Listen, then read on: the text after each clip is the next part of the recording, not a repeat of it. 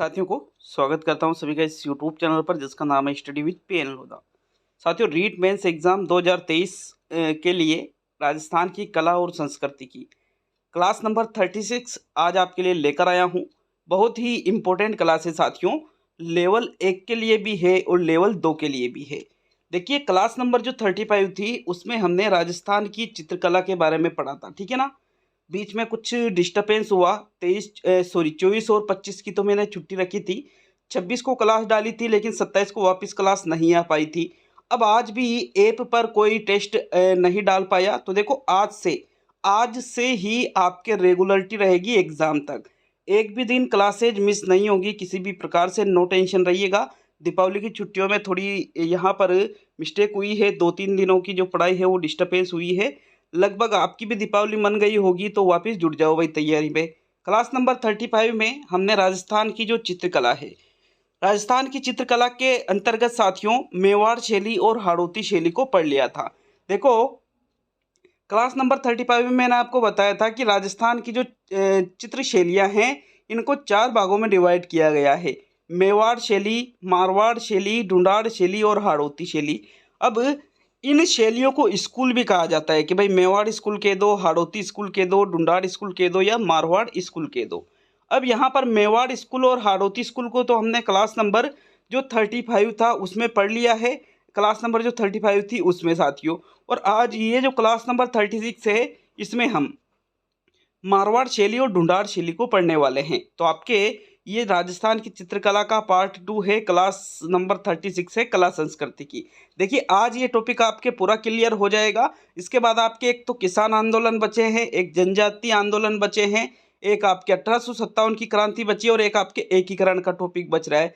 तो ये टॉपिक और बच रहे हैं साथियों, जिसमें आपके कला संस्कृति और इतिहास का 90% कोर्स कंप्लीट हो जाएगा। 10% जो एक पार्ट मैंने छुड़वा रखा है फिर उसको पढ़ लेंगे अपन, तो कोई दिक्कत वाली बात नहीं है। बहुत ही जल्द आपका कोर्स पूरा होने वाला है। देखिए, आज बात करेंगे मारवाड़ शैली और ढूंढाड़ शैली के बारे में, तो चलिए शुरू करते हैं आज के इस वीडियो को। देखो, मारवाड़ शैली या मारवाड़ स्कूल की अगर हम बात करें, किसकी, मारवाड़ शैली के दो या मारवाड़ स्कूल के दो, बात एक ही है, क्योंकि मारवाड़ शैली को मारवाड़ स्कूल के नाम से भी जाना जाता है साथियों।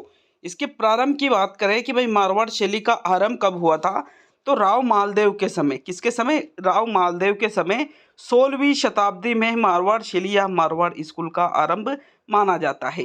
राव मालदेव ने साथियों चोखे लाव महल का निर्माण करवाया था, कहाँ पर, मेहरानगढ़ दुर्ग में। देखो, मेहरानगढ़ दुर्ग कहाँ पर स्थित है, राजस्थान के जोधपुर जिले में स्थित है। देखो, मेवाड़ में हमने जो मेवाड़ इलाका है यहाँ की शैलियाँ पढ़ी, हाड़ौती में कोटा और बूंदी की शैलियाँ पढ़ी। अब मारवाड़ के अंतर्गत जो जो वहाँ का इलाका है, तो वहाँ जो जो शैलियाँ विकसित हुए हैं उनको पढ़ेंगे साथियों। राम रावण युद्ध के यहाँ पर चित्र है, जो चोखेलाव महल का निर्माण करवाया राव मालदेव ने साथियों मेहरानगढ़ दुर्ग में। इसमें राम रावण युद्ध के चित्र अंकित है। जबकि अगर बात करें सर्वाधिक विकास की, तो मारवाड़ शैली या मारवाड़ स्कूल का सर्वाधिक विकास हुआ था महाराजा जसवंत सिंह प्रथम के समय। किसके समय हुआ था, महाराजा जसवंत सिंह प्रथम के समय मारवाड़ शैली या मारवाड़ स्कूल का सर्वाधिक विकास हुआ था। देखिए, आगे हम बात करें प्रमुख शैलियों के बारे में कि जो मारवाड़ शैली है, ठीक है ना, जो मारवाड़ स्कूल है, मारवाड़ स्कूल के अंतर्गत कौन कौन सी शैलियाँ आती है, तो एक तो जोधपुर शैली, बीकानेर शैली, किशनगढ़ शैली, जैसलमेर शैली, नागौर शैली और अजमेर शैली। ये 6 शैलियाँ जो है साथियों कौन से स्कूल के अंतर्गत आती है, मारवाड़ स्कूल के अंतर्गत आती है। जबकि हमने हाड़ौती स्कूल के अंतर्गत कितनी शैलियाँ पढ़ी थी साथियों, 2 शैलियाँ पढ़ी थी। कौन कौन सी, कोटा शैली और बूंदी शैली। मेवाड़ के अंतर्गत भी हमने पढ़ा था शैलियों को, और यहाँ पर मारवाड़ के अंतर्गत हम कितनी शैलियों को पढ़ने वाले हैं, 6 शैलियों को पढ़ने वाले हैं। कौन कौन सी है, जोधपुर शैली है एक तो, एक बीकानेर है, एक किशनगढ़ है, एक जैसलमेर है, एक नागौर है और एक अजमेर है। एग्जामिनर प्रश्न पूछेगा कि इनमें से कौन सी शैली को मारवाड़ स्कूल या मारवाड़ शैली के अंतर्गत सम्मिलित किया जाता है या सम्मिलित नहीं किया जाता है। तो आपको 6 शैलियों के ही नाम याद रखने हैं। अब एक एक शैली को बहुत ही अच्छी तरीके से डिटेल से हम पढ़ने वाले हैं साथियों। देखो, बात करेंगे हम जोधपुर शैली की। सबसे पहले किसकी बात करेंगे, जोधपुर शैली की हम बात करने वाले। जोधपुर शैली कौन से स्कूल के अंतर्गत आती है साथियों, मारवाड़ स्कूल के अंतर्गत आती है, ठीक है। इसके प्रमुख रंग की बात कर लेते हैं भाई। जोधपुर शैली का जो प्रमुख रंग है वो है लाल और पीला। मतलब जोधपुर शैली में जो चित्रकला बनाई गई है साथियों, उसमें मुख्य रूप से किन रंगों का प्रयोग किया गया है? एक तो लाल रंग का और एक पीला रंग का। प्रमुख पक्षी की बात करें तो कौवा और चील। कौवा और चील, कौवा भी आप जानते हो, चील भी आप जानते हो, दोनों ही उड़ने वाले जानवर है, ठीक है ना, पक्षी है। तो साथियों कौवा व चील इसके प्रमुख पक्षी है।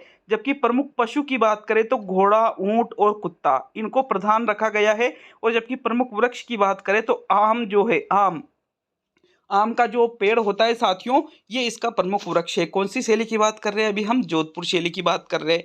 देखो जोधपुर शैली में बादलों, पहाड़ों का चित्रण और राजस्थानी वेशभूषा का चित्रण जोधपुर शैली में किया गया है। जबकि प्रमुख चित्रकार अगर हम देखें, प्रमुख चित्रकार मतलब जोधपुर शैली में जो मुख्य रूप से चित्र बनाने का कार्य करते थे चित्रकार, उनके नाम क्या क्या है? तो देखो अमरदास भाटी, नारायण दास भाटी, शिवदास भाटी, रतनदास भाटी, छज्जूदास और सेपुदास। देखो दास शब्द नारायण दास, अमरदास, शिवदास, रतनदास, छज्जूदास और सेपुदास। तो मतलब सीधा सा मतलब ये है कि अगर दास शब्द पीछे आपको दिखता है साथियों, तो मतलब उस कलाकार का, उस जो वो चित्रकार है उसका संबंध कौन सी शैली से है? तो आपका आंसर रहेगा जोधपुर शैली से। इसको पहचानने की बहुत ही शानदार ट्रिक है ये, कि जिन नामों में लगभग यूँ मान लीजिए 99% ये ट्रिक काम करेगी, कि जिन नामों में पीछे दास लग रहा है, अमरदास, नारायण दास, शिवदास, रतनदास, छज्जूदास, सेपुदास, तो ये सभी किसके चित्रकार है साथियों? जोधपुर शैली के चित्रकार है। आगे हम बात करेंगे जोधपुर शैली के सबसे प्राचीन चित्रित ग्रंथ की। तो देखो जोधपुर शैली का जो प्राचीन चित्रित ग्रंथ है उसका नाम है रागमाला, जो 1623 ईस्वी में लिखा गया था, चित्रित किया गया था। और इसके चित्रकार है वीर जी। कौन है? वीर जी के द्वारा ये जो ग्रंथ है साथियों चित्रित किया गया था। तो प्रश्न पूछ ले कि रागमाला का संबंध कौन सी शैली से है? तो साथियों आंसर रहेगा जोधपुर शैली से। रागमाला का संबंध कौन से स्कूल से है? तो आंसर रहेगा मारवाड़ स्कूल से साथियों, क्योंकि जोधपुर शैली किसके अंतर्गत आती है? मारवाड़ स्कूल के अंतर्गत आती है। देखो इसके अधिकतर जो विषय है वो प्रेम कथाओं पर आधारित है। जोधपुर शैली के अधिकतर विषय किन पर आधारित है साथियों? प्रेम कथाओं पर अधिकतर विषय इनके आधारित है। देखो जसवंत सिंह प्रथम के समय सर्वाधिक कृष्ण लीलाओं के चित्र यहाँ पर चित्रित किए गए थे। और जसवंत सिंह प्रथम के समय जो सर्वाधिक चित्रित मतलब चित्र बनाने वाला जो कलाकार था, मतलब चित्रकार था, उसका नाम है नाथा। क्या नाम है? नाथा। तो नाथा का संबंध किससे है? जसवंत सिंह प्रथम से है साथियों। इसके समय का ये प्रमुख चित्रकार है। और जसवंत सिंह प्रथम के समय सर्वाधिक कौन से चित्र बनाए गए? कृष्ण लीलाओं के चित्र बनाए गए थे। जबकि सूर सिंह के समय जोधपुर शैली में ढोला मारू व भगवत पुराण के चित्र बनाए गए थे। और राव मालदेव के समय जैन ग्रंथ उत्तराध्ययन का चित्रण जोधपुर शैली में किया गया था साथियों। याद रखना है, प्रश्न पूछ लिया कि जैन ग्रंथ उत्तराध्ययन का चित्रण किसके समय किया गया? तो राव मालदेव के समय। ढोला मारू व भगवत पुराण के चित्र जोधपुर शैली में किसके समय बनाए गए? सूर सिंह के समय। किसके समय सर्वाधिक कृष्ण लीलाओं का चित्रण हुआ? तो जसवंत सिंह प्रथम के समय। कौन सी शैली में? जोधपुर शैली में। तो आपके ये जोधपुर शैली कंप्लीट होती है। देखो मारवाड़ स्कूल के अंतर्गत अभी एक ही शैली पड़ी है, जोधपुर शैली। अभी मारवाड़ स्कूल की भी 5 शैलियाँ बाकी है, उसके बाद ढूंढाड़ स्कूल की शैलियाँ पढ़ेंगे, ठीक है ना। आज ही इस वीडियो को मतलब ये टॉपिक है, इसको कंप्लीट कर लेंगे साथियों। दूसरी जो शैली आती है बीकानेर शैली। बीकानेर भी आपके मारवाड़ में ही स्थित है, तो मारवाड़ स्कूल के अंतर्गत ही इसको सम्मिलित किया जाएगा। प्रारंभ की बात करें तो साथियों महाराजा राय सिंह के समय बीकानेर शैली का प्रारंभ माना जाता है। किसके समय माना जाता है? महाराजा राय सिंह के समय बीकानेर शैली का प्रारंभ माना जाता है। जबकि इसका जो स्वर्ण काल है महाराजा अनूप सिंह के समय का माना जाता है। मैंने आपको पिछले वीडियो में भी बताया था कि भाई प्रारंभ और स्वर्ण काल में क्या अंतर है। प्रारंभ का मतलब शुरुआत जहां से होती है वही प्रारंभ रहेगा, ठीक है ना। जिस शासक के समय ये चीजें शुरू हुई, ये शैली शुरू हुई, तो वो प्रारंभ में उस शासक का नाम आएगा। स्वर्णकाल का मतलब उस शैली का सर्वाधिक विकास, उस शैली का सर्वाधिक विकास जिसके समय है वही स्वर्णकाल उसका कहलाएगा। तो बीकानेर शैली का जो स्वर्णकाल है महाराजा अनूप सिंह के समय का माना जाता है साथियों, कि भाई जो बीकानेर शैली है इसका सर्वाधिक विकास किसके समय हुआ? महाराजा अनूप सिंह के समय हुआ। देखो इसकी विशेषताओं की बात करें तो जैन, मुगल और कांगड़ा शैली का प्रभाव हमें बीकानेर शैली पर दिखाई देता है। कौन कौन सी शैलियों का? जैन, मुगल और कांगड़ा शैलियों का प्रभाव हमें किस शैली पर दिखाई देता है? बीकानेर शैली पर। और बीकानेर शैली कौन से स्कूल में सम्मिलित है साथियों? मारवाड़ स्कूल में सम्मिलित है। प्रमुख चित्रकार वही जो चित्र बनाने का काम करते थे बीकानेर शैली में, तो रामलला, चंदूलाल, मुन्ना लाल, हसन अली रजा और शाह मोहम्मद, ये प्रमुख रूप से किसके चित्रकार है साथियों? बीकानेर शैली के चित्रकार है। देखो बीकानेर शैली की जो कला है, उस्ता कला व मथेरण कला, दोनों को ही मैंने हस्तकलाओं में आपको कंप्लीट कर रखा है। बीकानेर शैली के चित्रकार चित्र के नीचे स्वयं का वह अपने पिता का नाम लिखते थे, साथ ही तिथि भी अंकित करते थे। आपने देखा होगा कि कोई भी वर्तमान में चित्र बनाता है तो वो नीचे लिखता है कि पेंटर फलाना ढिकाना, और ये बीकानेर शैली के जो चित्रकार थे ये लिखते थे कि चंदूलाल, चंदूलाल सन ऑफ चुन्नूलाल, इस प्रकार से। और मैंने इस चित्र को आज की डेट 27/10/2022 को बनाया इस प्रकार से, ठीक है ना। तो जो भी चित्र यहाँ के चित्रकार बनाते थे, खुद का नाम भी चित्र के नीचे लिखते थे, अपने पिता का नाम भी लिखते थे, और जिस दिन चित्र बनाया उस दिन की तिथि भी अंकित करते थे। कौन सी शैली में? बीकानेर शैली में साथियों। देखो केमल हाइड ट्रेनिंग सेंटर भी बीकानेर में स्थित है। बीकानेर शैली में जो कलाकार है ये आला गीला पद्धति, जिसमें साथियों गीले प्लास्टर का ये प्रयोग किया करते थे चित्र बनाने के लिए, लकड़ी की पट्टिकाओं पर ये चित्रण का कार्य करते थे। तो अगर प्रश्न पूछ ले कि आला गीला पद्धति का संबंध किस शैली से है? बीकानेर शैली से है। लकड़ी की पट्टिकाओं पर चित्रण करने का कार्य कौन सी शैली में किया जाता है? तो बीकानेर शैली में किया जाता है। ये आपके बीकानेर शैली कंप्लीट होती है। देखो दो शैलियां हमने पढ़ ली है। कौन कौन सी? एक तो आपके जोधपुर शैली हमने पढ़ी थी साथियों, और एक हमने पढ़ी है बीकानेर शैली। दोनों ही शैलियों को कौन से स्कूल के अंतर्गत रखा जाता है? मारवाड़ स्कूल के अंतर्गत रखा जाता है। चलिए तीसरी शैली की बात करेंगे हम। तीसरी शैली है किशनगढ़ शैली, बहुत ही ज्यादा इंपॉर्टेंट। किशनगढ़ शैली का संबंध कौन से स्कूल से है? आंसर रहेगा भाई मारवाड़ स्कूल से। कौन से स्कूल से है? मारवाड़ स्कूल से। बहुत ही इंपॉर्टेंट शैली है ये। किशनगढ़ राजस्थान में कहाँ पर पड़ता है भाई? अजमेर में पड़ता है। तो किशनगढ़ अजमेर में जो चित्र बनाए गए हैं वो किस नाम से जाने जाएंगे? किशनगढ़ शैली के नाम से जाने जाएंगे। देखो जो किशनगढ़ शैली है, इसके प्रारंभ की और स्वर्णकाल की अगर हम बात करें तो महाराजा सावंत सिंह के समय किशनगढ़ शैली का आरंभ माना जाता है, और स्वर्णकाल भी महाराजा सावंत सिंह के समय को ही माना जाता है। मतलब महाराजा सावंत सिंह ने ही किशनगढ़ शैली को शुरू किया, और सर्वाधिक विकास भी किशनगढ़ शैली का किसने किया? महाराजा सावंत सिंह ने ही किया साथियों। देखो इनकी जो प्रेमिका थी महाराजा सावंत सिंह की, बड़ी ठनी, मतलब उसका नाम तो क्या था? रसिक प्रिया था, लेकिन बनी ठनी के नाम से उसको जाना जाता है। तो साथियों इसका जो चित्र है, भारत की मोनालिसा कहा जाता है बनी ठनी को। बनी ठनी का संबंध कौन सी शैली से है? किशनगढ़ शैली से। कौन से राजा से? महाराजा सावंत सिंह की प्रेमिका थी रसिक प्रिया साथियों, जिसको बनी ठनी के नाम से जाना जाता है। और इसका जो चित्र बनाया गया है बहुत ही ज्यादा प्रसिद्ध चित्र है। इसका किशनगढ़ शैली का प्रारंभ और स्वर्णकाल महाराजा सावंत सिंह के समय ही माना जाता है। प्रकाश में लाने का श्रेय अगर हम देखें, किशनगढ़ शैली को प्रकाश में कौन लाया था? तो एरिक डिक्सन व फैयाज अली साथियों, किशनगढ़ शैली को प्रकाश में लाने का श्रेय इन दोनों को ही दिया जाता है। इस शैली में नारी सौंदर्य का सर्वाधिक चित्रण किया गया है। मतलब ये बताया गया है नारी की जो सुंदरता है साथियों, नारी की सुंदरता को सर्वाधिक कौन सी शैली में चित्रित किया गया है? तो आपका आंसर क्या रहेगा? किशनगढ़ शैली में। यहाँ के प्रमुख चित्रों को देख लेते हैं। देखो किशनगढ़ शैली के जो प्रमुख चित्र है इसमें सबसे पहले आता है बनी ठनी का चित्र। कौन सा चित्र आता है साथियों? बनी ठनी का चित्र। आपने देखा होगा बनी ठनी का चित्र अच्छी तरह से। भारत की मोनालिसा इसको कहा गया है साथियों। एरिक डिक्सन ने कहा है भारत की मोनालिसा। किसको? बनी ठनी का जो चित्र है इसको कहा है भारत की मोनालिसा, एरिक डिक्सन के द्वारा कहा गया है। देखो ये जो बनी ठनी का जो चित्र है, इसका जो चित्रकार है, मतलब इस चित्र को जिसने बनाया है उसका नाम है Mordhwaj Nihal Chand. Most important question, बनी ठनी के चित्र का चित्रांकन किसने किया है? तो आंसर क्या रहेगा? मोरध्वज निहाल चंद के द्वारा ही बनी ठनी का चित्र बनाया गया है साथियों। सावंत सिंह या नागरीदास की ये प्रेमिका थी, और 5 मई 1973 को कौन थी? जो बनी ठनी है ये किसकी प्रेमिका थी? सावंत सिंह या नागरीदास की। 5 मई 1973 को 20 पैसे का डाक टिकट इस बनी ठनी के चित्र पर जारी किया गया था साथियों। ये जो नाक में आभूषण पहने हुए हैं उसका नाम है बेसरी। पूछा जा सकता है, पूछ लिया गया है, पूछा क्या जा सकता है, पूछ लिया गया है कि बनी ठनी के द्वारा जो नाक में आभूषण पहना गया है उसका नाम क्या है। तो साथियों इस प्रश्न को पूछ लिया गया है, आपसे भी पूछा जा सकता है। बेसरी है साथियों, आभूषण का नाम है जो बनी ठनी। कभी गूगल पे सर्च करना बनी ठनी का चित्र, तो आपको बनी ठनी का चित्र मिलेगा और उसमें वो नाक में एक आभूषण पहने रखेगी जिसका नाम है बेसरी साथियों। और इस बनी ठनी के चित्र पर कब डाक टिकट जारी किया गया? 5 मई 1973 को। कितने पैसे का? 20 पैसे का। कौन थी बनी ठनी? सावन सिंह या नागरीदास की प्रेमिका। इसके चित्र का नाम मतलब इसके चित्र के चित्रकार का नाम क्या है? मोरध्वज निहाल चंद। और बनी ठनी को क्या कहा जाता है? भारत की मोनालिसा। किसने कहा? एरिक डिक्सन ने कहा साथियों।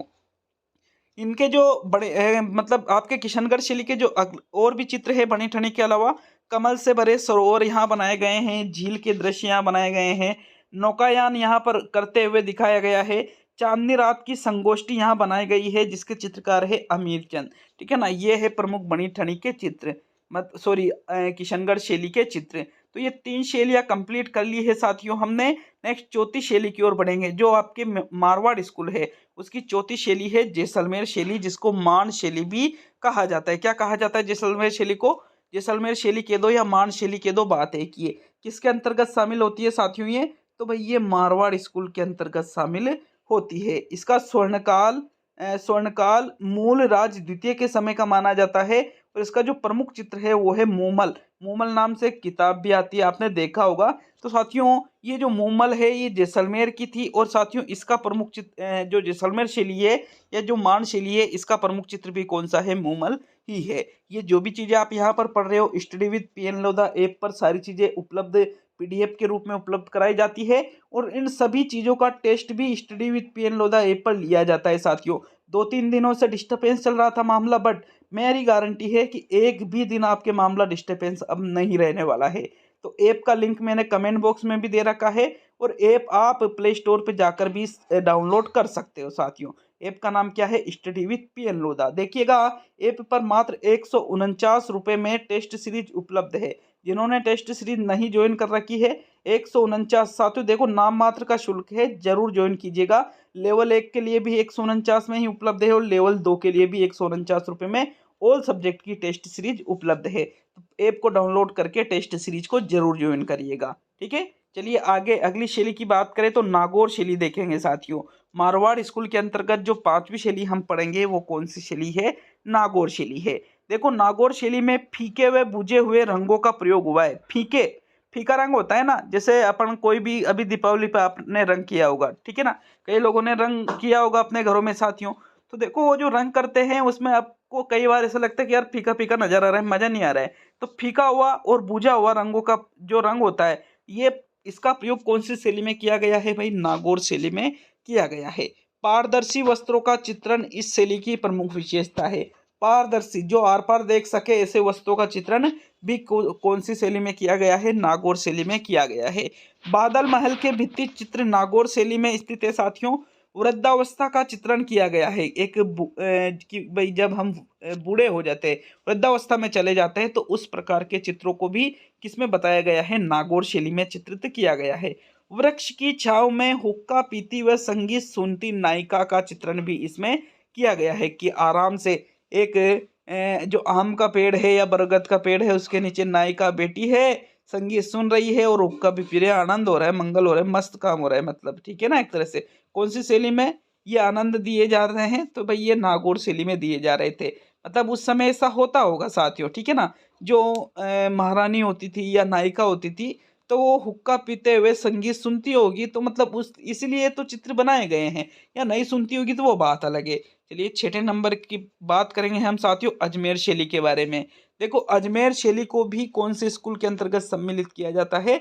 मारवाड़ स्कूल के अंतर्गत सम्मिलित किया जाता है। ठीक है, अभी हमने देखो मेवाड़ स्कूल पिछली क्लास में पढ़ लिया था, हाड़ौती स्कूल पिछली क्लास में पढ़ लिया था। अब हम मारवाड़ स्कूल पढ़ रहे हैं और इसके बाद में अभी यार ढूंढाड़ स्कूल और बाकी है आपके, ठीक है ना। तो ढूंढाड़ स्कूल इसके बाद में ये 6ठे नंबर की जो शैली है अजमेर शैली, इसको कंप्लीट करके हम ढूंढाड़ स्कूल की तरफ बढ़ेंगे। अजमेर शैली को कौन से स्कूल के अंतर्गत सम्मिलित किया जाता है भाई? मारवाड़ स्कूल के अंतर्गत सम्मिलित किया जाता है। इसका जो प्रारंभ है राव मालदेव, टाइपिंग मिस्टेक हुई है, राव मालदेव के समय 16वीं सदी में माना जाता है साथियों। कब माना जाता है? 16वीं सदी में राव मालदेव के समय अजमेर शैली का आरंभ माना जाता है। जो इसकी महिला चित्रकार है साथियों, उसका नाम है साहिबा। मतलब देखो, अभी तक हमने लगभग अधिकतर जो चित्रकार देखे हैं पुरुष ही पुरुष देखे, लेकिन अजमेर शैली की जो महिला चित्रकार थी वो उसका नाम क्या है? साहिबा। हाथों में मेहंदी का चित्रण साथियों इसमें किया गया है। इसके जो चित्रकार है जुनिया का चांद पाबूजी का चित्र इन्होंने बनाया है। सावर का तैयब ये भी इसके चित्रकार है, और अल्लाह बख्शी ये भी साथियों अजमेर शैली के चित्रकार है। तो अजमेर शैली में दो तीन चीजें याद रखनी है कि इसका प्रारंभ किसके समय में हुआ? राव मालदेव के समय 16वीं सदी में। महिला चित्रकार का नाम पूछा जा सकता है साहिबा। इन दोनों चीजों को विशेष रूप से याद रख लेना। ये आपके कंप्लीट होते हैं साथियों। कौन सा स्कूल? अजमेर मारवाड़ स्कूल है। अजमेर शैली कंप्लीट कर ली। फिर इस देखो, हम शुरू से देख लेते हैं एक बार वापिस। जो मारवाड़ स्कूल है इसमें हमने जोधपुर शैली को सबसे पहले कंप्लीट किया था साथियों। जोधपुर शैली के बाद में हमने बीकानेर शैली को इसमें पढ़ा। बीकानेर शैली के बाद में किशनगढ़ शैली, कहाँ पर? अजमेर में, इसको हमने पढ़ा। चौथे नंबर पे फिर हमने जैसलमेर शैली को पढ़ा। पांचवे पे नागौर शैली को पढ़ा, और छठे नंबर पे साथियों हमने पढ़ा है किसको? अजमेर शैली को। तो ये कंप्लीट आपके 6 शैलियां हो चुकी है। कौन सी स्कूल की? मारवाड़ स्कूल की। अब 3 स्कूल हमने कंप्लीट कर लिए। मारवाड़ मेवाड़ कंप्लीट है अपना, हाड़ौती अपना कंप्लीट है। अब एक स्कूल और बच रहा है आपके। कौन सा स्कूल बच रहा है? आपके जो डुंडाड़ स्कूल है साथियों, इसको हम पढ़ने वाले हैं। डुंडाड़ स्कूल में जो जो शैलियाँ आती है उनको हम देखने वाले हैं। तो चलिए डुंडाड़ स्कूल को पढ़ते हैं। देखो, डुंडाड़ स्कूल की अगर हम बात करें तो डुंडाड़ स्कूल या डुंडाड़ शैली के अंतर्गत कौन कौन सी शैलियाँ आती है? आमेर शैली आती है, जयपुर शैली आती है, उनियारा शैली आती है, शेखावटी शैली आती है, और अलवर शैली आती है। इन पांचों शैलियों को हम किसके अंतर्गत पढ़ेंगे साथियों? डुंडाड़ स्कूल के अंतर्गत पढ़ेंगे। देखो, राजस्थान की जो भाषा है, ये राजस्थान की जो क्षेत्रीय बोलियां है, ये टॉपिक भी आपके दे रखा है। तो इस टॉपिक को मैंने आपको पढ़ा दिया है। इस टॉपिक को क्लास नंबर 34 में पढ़ाया था मैंने। तो क्लास नंबर जो 34 में हमने क्षेत्रीय बोलियां राजस्थान की पढ़ी है, उसमें एक बोली का नाम था डुंडाड़ी। कौन सी बोली? डुंडाड़ी। मुख्य रूप से कहाँ बोली जाती है? राजस्थान के जयपुर में बोली जाती है साथियों। तो ये जो डुंडाड़ शैली है, जयपुर और उसके आसपास का जो इलाका है, वहाँ की जो शैलियाँ हैं उनको किसके अंतर्गत सम्मिलित किया जाता है? डुंडाड़ स्कूल या डुंडाड़ शैली के अंतर्गत सम्मिलित किया जाता है। तो इसमें हम सबसे पहले आमेर शैली को देखेंगे, फिर जयपुर शैली को देखेंगे, फिर उनियारा शैली को, शेखावटी शैली को, और फिर अलवर शैली को। तो चलिए आमेर शैली को शुरू करते हैं साथियों। सबसे पहले हम आमेर शैली को यहाँ देखने वाले हैं। आमेर शैली को भाई डुंडाड़ शैली भी कहते हैं। समझना बात को कैसे समझोगे? जिस प्रकार साथियों हमने पढ़ा था मेवाड़ शैली को उदयपुर शैली भी कहते हैं, उसी प्रकार से आमेर जो शैली है इसको डुंडाड़ शैली, भाई डुंडाड़ तो एक स्कूल है, तो डुंडाड़ शैली को ही आमेर शैली के नाम से जाना जाता है। ठीक है ना? आमेर शैली को अगर हम देखें तो इसका जो आरंभ है साथियों, मान सिंह प्रथम के समय आमेर शैली का आरंभ हुआ था। कब हुआ था? मान सिंह प्रथम के समय। इसका जो स्वर्ण काल माना जाता है मिर्जा राजा जयसिंह का जो शासन काल रहा, जो उनके समय का शासन रहा साथियों, किसके? मिर्जा राजा जयसिंह। ये मिर्जा राजा जयसिंह के काल को ही स्वर्ण काल माना जाता है। किसको? आमेर शैली का स्वर्ण काल किसके समय का है? मिर्जा राजा जयसिंह के समय का। आमेर शैली का आरंभ किसके समय हुआ? तो मानसिंह प्रथम के समय आमेर शैली का आरंभ हुआ था। देखो, इस पर सर्वाधिक मुगल प्रभाव पड़ा था भाई। राजस्थान में कौन सी शैली पर सर्वाधिक मुगल प्रभाव दिखाई देता है? तो जो आमेर शैली या डुंडाड़ शैली है साथियों, आमेर शैली या डुंडाड़ शैली है, इस पर ही राजस्थान में सर्वाधिक मुगल प्रभाव पड़ा है इस शैली पर। प्राकृतिक रंगों का प्रयोग इसमें किया गया है। इसके जो प्रमुख चित्रकार है वो है मुरली है, हुकुमचंद है, मुन्ना लाल है, और पुष्पदन है। ये प्रमुख चित्रकार कौन सी शैली के हैं भाई? आमेर शैली के। और इसके जो प्रमुख चित्र हैं, मतलब इन चित्रकारों ने प्रमुख रूप से जो जो चित्र बनाए हैं, तो एक तो यशोधरा, गीत गोविंद, आदि पुराण, बिहारी सत्सई और रज्मनामा, ये प्रमुख चित्र कौन सी शैली के हैं साथियों? आमेर शैली के।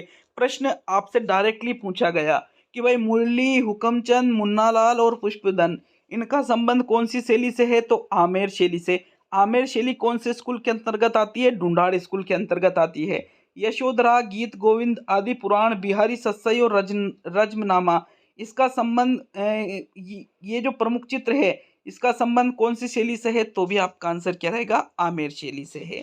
आमेर शैली का आरंभ किसके समय माना जाता है, मानसिंह प्रथम के समय का।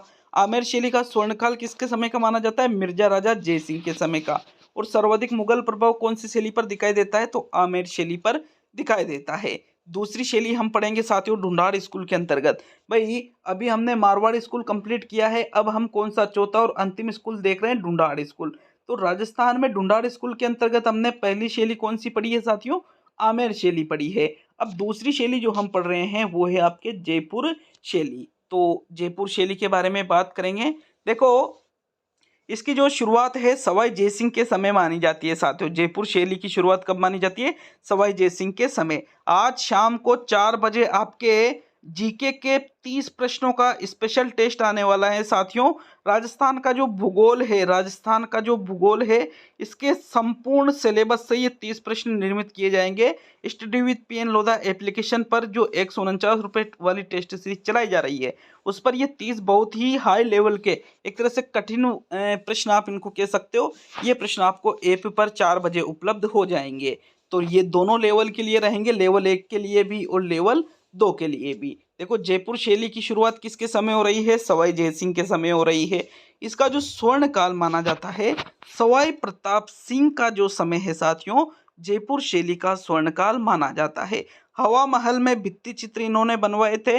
और इसके जयपुर शैली के जो प्रमुख चित्रकार है वो है चिमना, हुक्मा, उदय और मोहम्मद शाह। क्या क्या नाम है, चिमना, हुक्मा, उदय और मोहम्मद शाह। ये जो प्रमुख चित्रकार है ये इनका संबंध कौन सी शैली से है, तो भाई इनका संबंध है जयपुर शैली से। कौन सी शैली से साथियों, जयपुर शैली से। जयपुर शैली में जो पक्षी मुख्य रूप से जिसकी प्रधानता है वो है, उस पक्षी का नाम है मोर। जिस वृक्ष की मुख्य रूप से प्रधानता है वो है पीपल और चंदन का वृक्ष। जिस रंग की प्रमुख रूप से प्रधानता है लाल, पीला, हरा और केसरिया। और जयपुर शैली के जो प्रमुख चित्र है अगर हम उनकी बात करें साथियों, तो जयपुर शैली में फकीर को भिक्षा देती स्त्री का चित्र बनाया गया है। कुरान पढ़ती शहजादियों का चित्र बनाया गया है। पुरुषों की बलिष्ठता व महिलाओं की कोमलता का चित्र इसमें मिलता है कि भाई पुरुष बलवान होते हैं, महिलाएं कोमल होती है, ऐसा चित्र भी इसमें बनाया गया है। उद्यान चित्रण मतलब उद्यान वही बाग वगैरह जो होते हैं साथियों, उद्यान बाग समझते हो आप, ठीक है ना, जहाँ हम घूमने जाते हैं, तो इनके चित्रण और भित्ति चित्र इसमें बनाए गए हैं। पशुओं की लड़ाई के चित्र, हाथियों की लड़ाई के चित्र इसमें बनाए गए हैं। और साथियों ईश्वरी सिंह का आदमकद चित्र, आदमकद मतलब बहुत ही बड़े स्वरूप में चित्र इसमें बनाया है साहिब राम ने। तो ये प्रमुख जो चित्र है इसका संबंध, इन सभी चित्रों का संबंध कौन सी शैली से है, जयपुर शैली से है साथियों। जयपुर शैली में अगर बात करें तो प्रमुख चित्रकार कौन कौन से हैं, चिमना, हुक्मा, उदय और मोहम्मद शाह। प्रमुख पक्षी मोर, प्रमुख वृक्ष पीपल चंदन, प्रमुख रंग लाल, पीला, हरा और केसरिया। शुरुआत किसके समय की मानी जाती है, सवाई जयसिंह के समय की। और स्वर्णकाल किसके समय का माना जाता है, सवाई प्रताप सिंह के समय का। तो ये दो शैलियाँ, एक तो आमेर शैली और जयपुर शैली, दोनों को हमने कौन से स्कूल के अंतर्गत पढ़ा है साथियों, ढूंढाड़ स्कूल के अंतर्गत हमने पढ़ा है। चलिए इसकी तीसरी शैली देख लेते हैं। तो जो तीसरी शैली है वो है उनियारा शैली। कौन सी शैली, शैली का नाम क्या है, उनियारा शैली। तो अगर हम बात करें उनियारा शैली की, तो साथियों जयपुर राज्य का जो ठिकाना था उनियारा, वर्तमान में भाई ये टोंक है, वर्तमान में जो टोंक है वहीं पर ये ठिकाना था, जयपुर राज्य का ये ठिकाना था। तो यहाँ पर जो चित्र बनाए गए हैं उसको किस शैली के अंतर्गत रखा गया, उनियारा शैली के अंतर्गत रखा गया। और उनियारा जो शैली है ये कौन से स्कूल में आएगी भाई, ये भी आपके ढूंढाड़ स्कूल में ही आएगी। कौन से स्कूल में, ढूंढाड़ स्कूल में। जयपुर और बूंदी की मिश्रित शैली है भाई यहाँ के जो चित्र हैं वो कौन कौन सी शैलियों के मिश्रित चित्र हैं, जयपुर और बूंदी की जो मिश्रित शैली है वहाँ के चित्र वहाँ उनियारा शैली में मिलते हैं। चित्रों में शिकार के चित्रण पर प्रतिबंध, कि भाई जो शिकार किए जाते हैं ऐसे चित्र बनाए गए कि भाई शिकार नहीं करने चाहिए। इसके जो प्रमुख चित्रकार है कौन सी शैली के, उनियारा शैली के, तो भीमा, काशीराम, मीर बख्श और भक्ता, ये प्रमुख रूप से कौन सी शैली के चित्रकार है, तो ये उनियारा शैली के चित्रकार है। उनियारा शैली में आपसे पहला जो प्रश्न पूछा जाएगा वो ये है ऊपर ऊपर से कि भाई उनियारा शैली को कौन से स्कूल में सम्मिलित किया जाता है, तो आंसर रहेगा ढूंढाड़ स्कूल में सम्मिलित किया जाता है। उनियारा कौन से राज्य का ठिकाना था? तो आपका आंसर है जयपुर राज्य का, वर्तमान में जो टोंक है वहां पर है। कौन सी शैलियों की मिश्रित शैली है उनियारा? तो जयपुर और बूंदी की जो शैलियां हैं इनका मिश्रित रूप ही उनियारा है। और किसकी प्रधानता है? शिकार के चित्रण पर प्रतिबंध इसमें लगाए गए हैं, इसकी प्रधानता है। प्रमुख चित्रकार कौन कौन से? भीमा, काशीराम, मीरबख्श और बख्ता। ठीक है ना, ये 3 कंप्लीट हमने पढ़ लिए हैं। कौन कौन सी? पहली आमेर शैली हमने ढूंढार स्कूल में पढ़ी। दूसरी साथियों हमने जयपुर शैली जो ढूंढार स्कूल है इसमें पढ़ी। और तीसरी उनियारा शैली इस स्कूल के अंतर्गत हमने पढ़ ली है, ढूंढार स्कूल के अंतर्गत। तो चलिए चौथी शैली की तरफ बढ़ते हैं। चौथी जो शैली है वो है शेखावटी शैली। कौन सी शैली है? शेखावटी शैली। तो इसकी अगर हम बात करें, शेखावटी इलाका सभी जानते हो, राजस्थान में चूरू, झुंझुनू, सीकर जो है साथियों, ये क्षेत्र ही क्या कहलाता है? शेखावटी कहलाता है। तो शेखावटी को राजस्थान की ओपन आर्ट गैलरी भी कहा जाता है। मोस्ट इंपोर्टेंट क्वेश्चन यहाँ से बन जाता है, राजस्थान की ओपन आर्ट गैलरी किसको कहा जाता है? तो आंसर रहेगा आपको शेखावटी को ही राजस्थान की ओपन आर्ट गैलरी कहा जाता है। सर्वाधिक भित्ति चित्र यहाँ पर देखने को मिलेंगे। भित्ति मतलब दीवारों पर जो चित्र बनाए गए हैं, सर्वाधिक कहाँ पर बनाए गए हैं? शेखावटी शैली में। भित्ति चित्रण जो यहाँ किया जाता था साथियों, उसको फणा कहा जाता है। और इसका जो प्रमुख चित्रकार है वो है देवा। कौन है? देवा इसका प्रमुख चित्रकार है। चलिए पांचवी जो शैली है उसको देखते हैं। तो पांचवी शैली आती है आपके अलवर शैली। कौन सी शैली आती है भाई? आपके अलवर शैली आती है। अलवर शैली की अगर हम बात करें तो इसका प्रारंभ जो माना जाता है अलवर शैली का, वो माना जाता है प्रताप सिंह के समय का। जबकि स्वर्णकाल की अगर हम बात करें कि जो अलवर शैली है इसका स्वर्णकाल किसको माना जाता है? तो साथियों महाराजा विनय सिंह का जो समय था इसको ही अलवर शैली का स्वर्णकाल माना जाता है। देखो प्रारंभ हुआ प्रताप सिंह के समय और स्वर्णकाल किसके समय? महाराजा विनय सिंह के समय। प्रमुख चित्रों की अगर हम बात करें साथियों, तो जो अलवर शैली है इसके प्रमुख चित्र है काम शास्त्र या वेश्याओं का चित्रण। काम शास्त्र कह दो या वेश्याओं का चित्रण कौन सी शैली की विशेषता है? तो जो अलवर शैली है इसकी मुख्य विशेषता है। योगासन के भी चित्र इसमें यहाँ पर चित्रित किए गए हैं। और बसलो या बॉर्डर का चित्रण भी अलवर शैली में किया गया है। तो क्या क्या? काम शास्त्र या वेश्याओं का चित्रण किस शैली से संबंधित है? अलवर शैली से। योगासन के चित्र कहाँ देखने को मिलेंगे? अलवर शैली में। बसलो या बॉर्डर का चित्रण कहाँ किया गया है? अलवर शैली में। प्रमुख चित्र है ये, तो ठीक है ना। स्वर्णकाल किसके समय का माना जाता है? महाराजा विनय सिंह के समय का। और प्रारंभ काल किसके समय का माना जाता है साथियों? प्रताप सिंह का जो समय है इसको ही अलवर शैली के प्रारंभ का समय माना जाता है। तो ये जो चारों स्कूल थे कौन कौन से थे? एक तो था मेवाड़ स्कूल, एक था मारवाड़ स्कूल, एक था ढूंढाड़ स्कूल और एक था हाड़ौती स्कूल। चारों ही स्कूलों को हमने कंप्लीट पढ़ लिया है। तो आपके ये जो क्लास नंबर 36 है ये कंप्लीट होती है। और देखो ये जो टॉपिक है राजस्थान की जो चित्रकला वाला जो टॉपिक था ये भी आपके कंप्लीट हो चुका है। अब आपके 4 टॉपिक और बच रहे। कौन कौन से?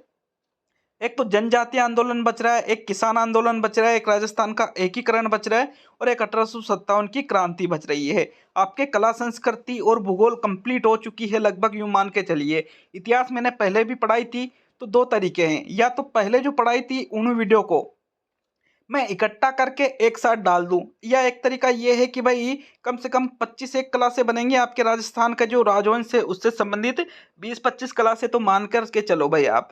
तो उसमें आपके वो कंप्लीट मैं करवा सकता हूं। अगर आपको लगे तो आप बिल्कुल जिस तरीके से पढ़ना चाहो वैसे आप कमेंट कर सकते हो। और ऐप को डाउनलोड नहीं किया है साथियों तो ऐप को डाउनलोड करके कोर्स जो टेस्ट सीरीज है 149 रुपये वाली, इसको जल्द से जल्द जरूर ज्वाइन करिएगा क्योंकि टाइम निकलता जा रहा है। और आपको रेगुलरिटी यहाँ पर देखने को मिल जाएगी 101%। बिल्कुल निश्चिंत रहिए इसके लिए आप, ठीक है ना। मिलते हैं नेक्स्ट वीडियो में। बहुत बहुत धन्यवाद सभी का।